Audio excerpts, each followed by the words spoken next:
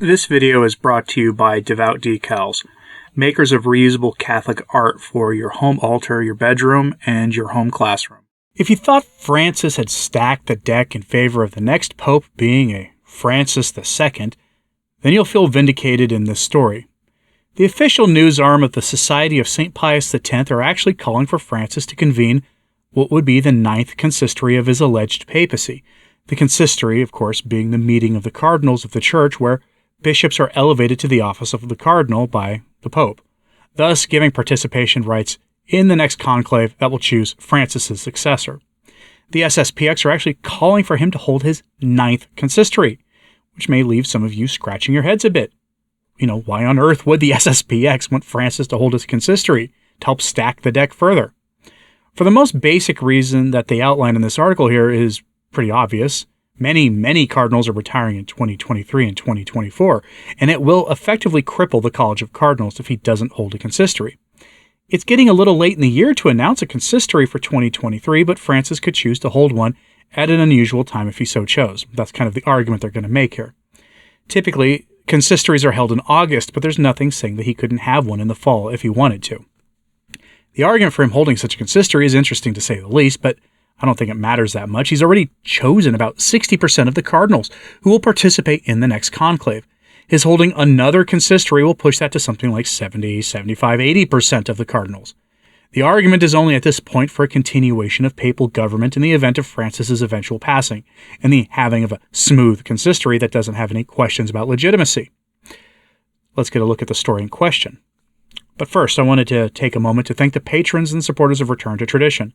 If you've been watching my videos lately, you know things have gotten a little weird for me in April, with disasters hitting, and your support has helped.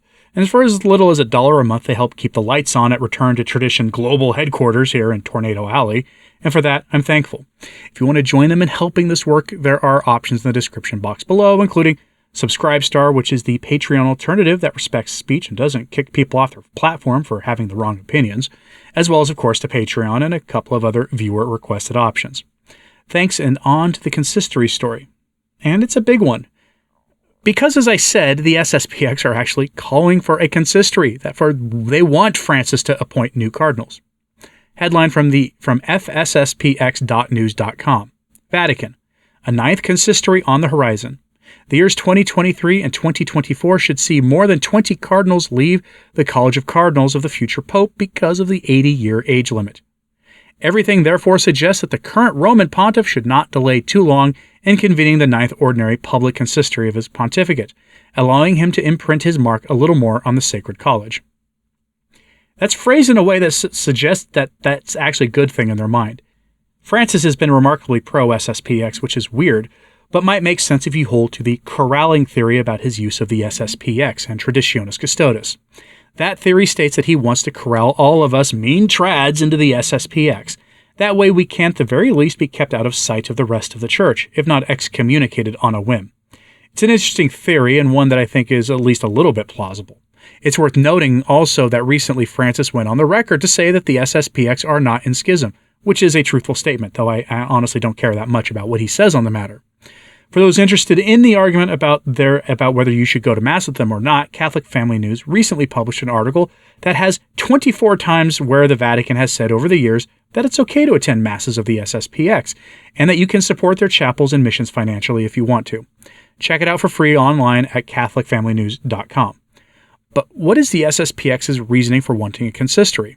A rather alarming number of cardinals will be retired by the end of 2024.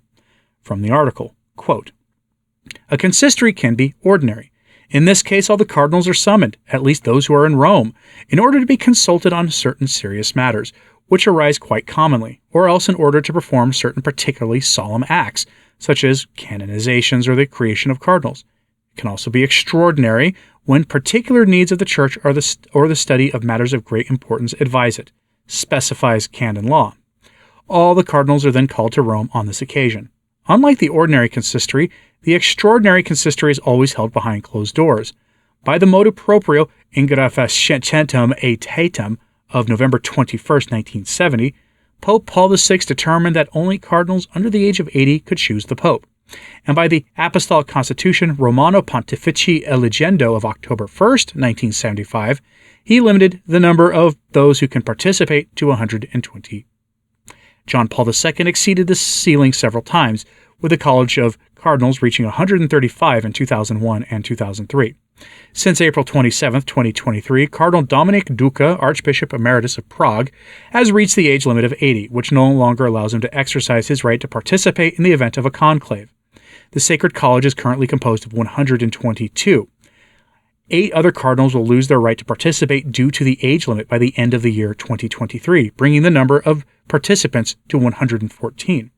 During the year 2024, 13 additional cardinals will follow the same path. Everything therefore suggests that the convocation of an ordinary public consistory could take place during this year or at the beginning of 2024 at the latest. The current Roman pontiff has created 80 of the 122 participants in the Sacred College as of April 27, 2023. A number of equivalent to two-thirds of the tallies that the successor of Pope Francis will have to collect in order to be chosen in the event of a conclave. However, the die is not cast as to the profile of the future head of the Church. As the current Pope likes to say, our God is not a God of habits, but a God of surprises. End quote. Be that as it may, Francis replacing another 20 of the 120 cardinals who are eligible to participate in the next conclave by the end of 2024 does leave some outcomes statistically unlikely. That's, of course, leaving out how many of those retiring were his own creations themselves. But as for the statistically unlikely, let's take a look, for example, the kind of pope the Church actually needs after what will at that point be 7 decades of modernist popes running the Church.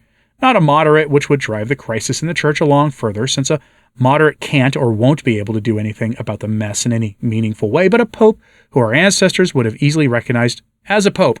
Such a pope would need to correct the same errors the SSPX has spent the last few decades working against.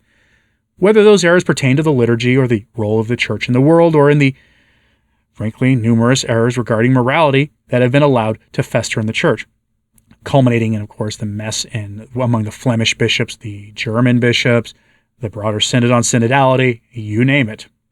And that's saying nothing about those men unfit to be priests who are in the priesthood, men of the kind that Pastor Jimmy Martin of the Jesuit Church continuously engages in apologetics for, or worse, those men like Ted McCarrick, who are far more numerous in the clergy than any of us care to admit, and there is a big overlap between the two groups, by the way. And if you're curious about why the SSPX might be taking such a weird stance about another consistory, since another consistory will do absolutely nothing to remedy the crisis in the Church, I'll let Archbishop Lefebvre respond to what looks like the underlying notion fueling all of this here. That working with Rome in any way will lead to anything fruitful. He was skeptical of that, to put it mildly. These words are Archbishop Lefebvre's response to a question about working closely with Rome in 1991. They were given mere months before he died, and as far as we know, this was the last of his interviews he did before he passed away. Things were very bad back then, just as bad as they are now, just with different players playing the key parts. But here is Lefebvre in his own words. Quote, "It is absolutely impossible in the current environment of Rome, which is becoming worse. We must not delude ourselves.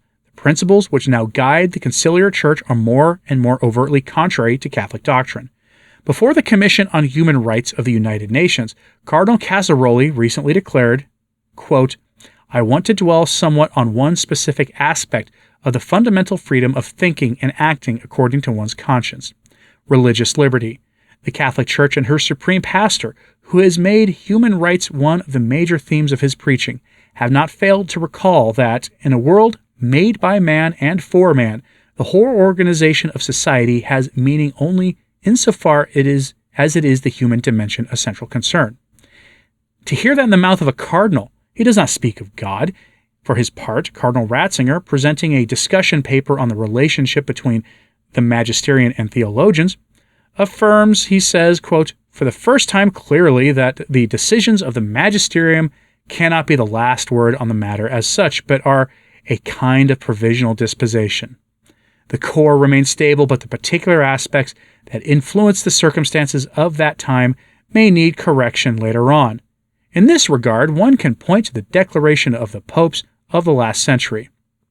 The anti-modernist decisions rendered a great service, but they are now outdated. End quote. Yes, folks, that's Cardinal Ratzinger. And voila, the position on modernism is turned around. These reflections are absolutely insane. Finally, the Pope is more ecumenist than ever. all the false ideas of the council continue to develop, to be reaffirmed with ever greater clarity. They are hiding less and less. It is absolutely inconceivable that we can agree to work with such a hierarchy." End quote.